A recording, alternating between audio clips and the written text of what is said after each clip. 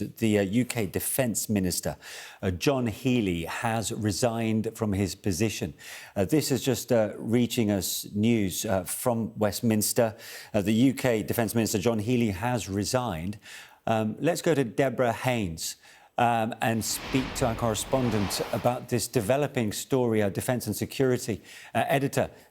Deborah, the first thing that comes to mind is the Defence Investment Plan, but what do you know? I mean, he's actually published, posted a letter on social media, his resignation letter, and I think that is really what we should read, his own words. Obviously, an absolutely extraordinary development underpinning the fact that the Ministry of Defence does not believe that the money it's being given can fund the required rearming of the armed forces at a time of escalating threat. He says that I am proud for what we've done in less than 2 years as a Labour government. We've stepped up to lead internationally for Ukraine with the Coalition of the Willing, the Defence Contact Group, established Britain as a leading voice for Europe in NATO, raised defence spending to 2.5% of GDP 3 years earlier than anyone expected, launched the deepest reforms in 50 years, won the biggest UK defence export deal for decades, published a first-of-its-kind strategic defence review, gave our armed forces the biggest pay rise in nearly 20 years, boosted military morale, fixed over 1,200 of the worst forces families' homes, really important matter for John Healey, reset relations with European allies and signed major defence agreements with Germany, Norway and France. And he talks about how you have led this as Prime Minister, earning wide respect at home and abroad.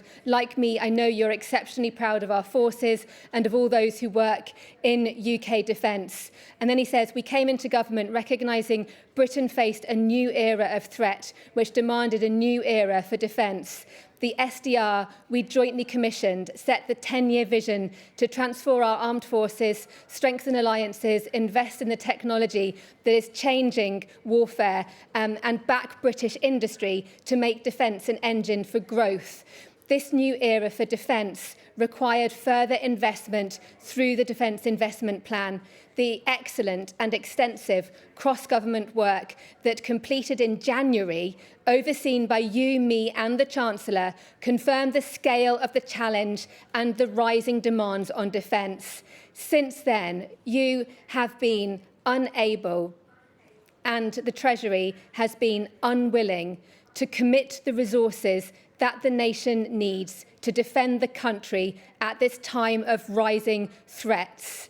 Since then, the demands on defence have increased still further, as have the UK commitments you have rightly made to allies. Conflicts in the Middle East, with the UK now leading the multinational Strait of Hormuz military mission. High North security, with the UK now leading NATO's Arctic Sentry mission. Increased Russian activity towards the UK and NATO nations, and increased attacks in Ukraine, with the Paris Agreement confirming a British deployment to Ukraine after a ceasefire. We have worked to secure a defence investment plan that does two things. First, deals with the increasing operational demands on defence now, and step up the SDR actions to meet the increasing threat. Second, set a clear path to meet the new NATO commitment you agreed to spend 3.5% of GDP on defence. And then the letter goes on, and I've got it on my phone, just trying to read the rest of it. It's such an important letter. It's really important to go through the entirety of the text. As we have regularly discussed, I am certain that a headmark date for 3% of GDP on defence in 2030 is what Britain must set. That is a key point that he is making, because it's not something that the Prime Minister has so far committed to. This commitment would have strong cross-party support. Other European allies are stepping up in this way. I know how hard you have worked to get to this point, and in funding the DIP, the Defence Investment Plan, I fully recognise the strain this places on colleagues in other departments, both now as you have required spending switched into defence and in the future. I am very grateful to those colleagues who have supported this, and I appreciate how difficult their choices have been. As I've outlined to you, there are credible ways of meeting the mid-term funding challenges, working multinationally and as other nations are doing, to allow us to protect our ability to deliver the missions of our Labour government. However, your DIP financial settlement, something that we have long been talking about now, which I was first given in full on Monday afternoon this week, falls well short of what is required for defence and the country at this dangerous time.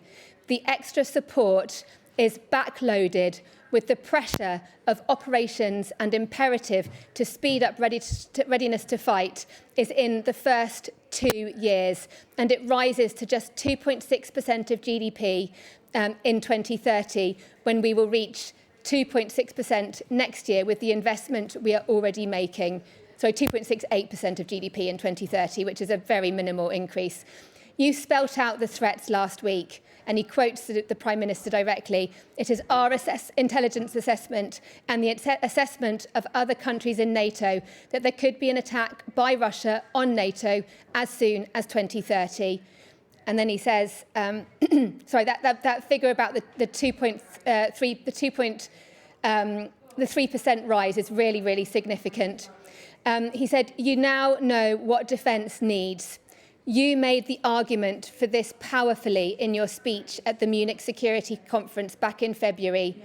Without a dip, that means the moment, without a dip that meets the moment in this way, I am being forced to make decisions that would reduce the readiness of our forces and increase the risk to personnel on operations and could make the country less safe.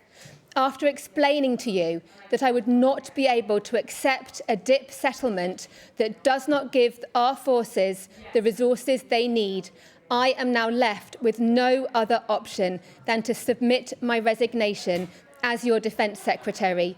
And then he says, I wish you all continuing strength in the exceptional challenges you face as Prime Minister. As always, our Labour government will continue to have my fullest support. And that is an extraordinary letter from the Defence Secretary. As me personally speaking as a journalist who has covered defence for so long and has been talking for so long about just how hollowed out our armed forces are, and how when the government talks about the need to rearm and the need to be strong and the need to spend more, and then they only do piecemeal actions that everybody behind the scenes knows is not enough. John Healey, the Defence Secretary, he is a very loyal member of the government. He has clearly, this letter sets out, been fighting very hard behind the scenes, trying to make the arguments that the country now, with the threats that they face, and he will know all too well what the intelligence assessments are, and he also knows all too well what the gaps in capability are for the armed forces.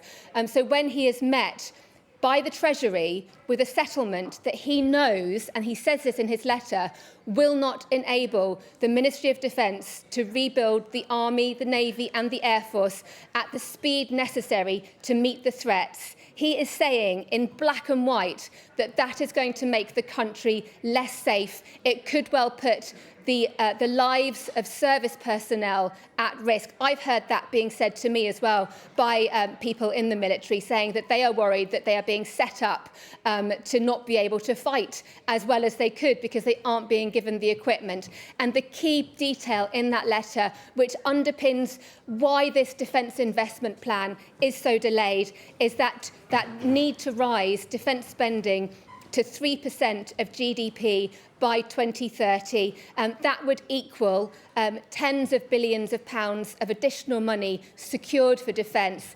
As it stands in this letter that we have just seen from John Healey, the ambition within the defence investment plan was only to inch up defence spending from a target of 2.6% by next year, and that includes 0.1% for the intelligence services, so not core defence, and just to inch that up to 2.68%, well short of what is needed. And he talks as well, doesn't he, about how the threat is now. The Prime Minister himself has said there could be an attack from Russia against a NATO ally by 2030. If that is truly what is believed, then why is the government not spending more faster? That's clearly an untenable situation for the Defence Secretary. And I think we really do need to look hard at the other defence ministers, the military chiefs too. This is an absolute crisis for the government, for the Prime Minister, and clearly the Ministry of Defence now making very clear that they cannot accept the amount of funding they are currently being given.